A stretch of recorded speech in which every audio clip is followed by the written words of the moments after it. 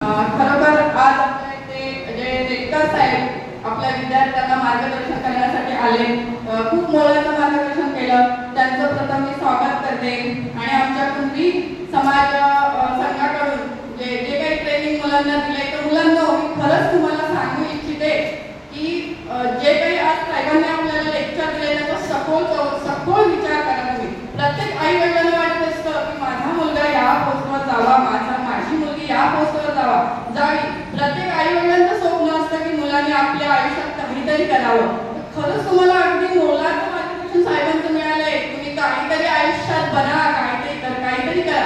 Main पायरी आपली असते 5वी-6वी-7वीपासून. तेव्हापासूनच तुम्ही निश्चय करा मनात की मला काहीतरी बनायचंय, मला काहीतरी व्हायचंय आणि माझ्या आई वडिलांना खुश करायचंय. साहेबांनी सांगितलं, खरंच मला खूप अभिमान वाटतो त्यांचा की त्यावेळेस त्यांची परिस्थिती खूप गरीब होती, पण आताचा काळ तसं नाही. मुलांना तुमच्याकडे फोन आहे, सगळ्या गोष्टी आहेत, तुम्हाला सगळ्या आई वडिलांनी दिले. फक्त तुम्हाला आई वडिलांची इच्छा असते की आपल्या मुलांनी भरभरून अभ्यास करावा आणि ज्या स्पर्धा परीक्षा असतील, कोणत्याही परीक्षा असतील, त्या परीक्षा आपल्या मुलांनी द्याव्या आणि तिला भरभरून यश मिळावं असं प्रत्येक आई वडिलांची इच्छा असते. म्हणून मुलांना मी तुम्हाला हात जोडून सांगते की ज्या आई वडिलांची इच्छा आहे तुम्ही ज्या क्षेत्रात जा, त्या क्षेत्रात असं क्षेत्र निवडा की आपण खूप अभ्यास करून त्या क्षेत्रात आपण प्रगती करू.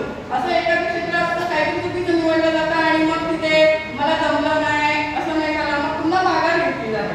तर सखोल चौकशी. आता साहेब आपल्याला लागले, त्यांचा कॉन्टॅक्ट तुमच्याजवळ आहे. तर आता काय 12वी झाले, 9वी झाले, त्या मुलांनी जरी कळत नसेल की कोणत्या क्षेत्रात जावं तर साहेबांना कॉन्टॅक्ट करा. खरं आणि आपल्या समाजाचे कार्यकर्ते सोशल साहेब आहेत, टाके साहेब आहेत, तर चांगल्या मुलांसाठी प्रत्येक वेळेस ते मार्गदर्शन करत असतात. वेळोवेळी मुलांना प्रोत्साहन देत असतात की तुम्ही शिका आणि मोठे व्हा.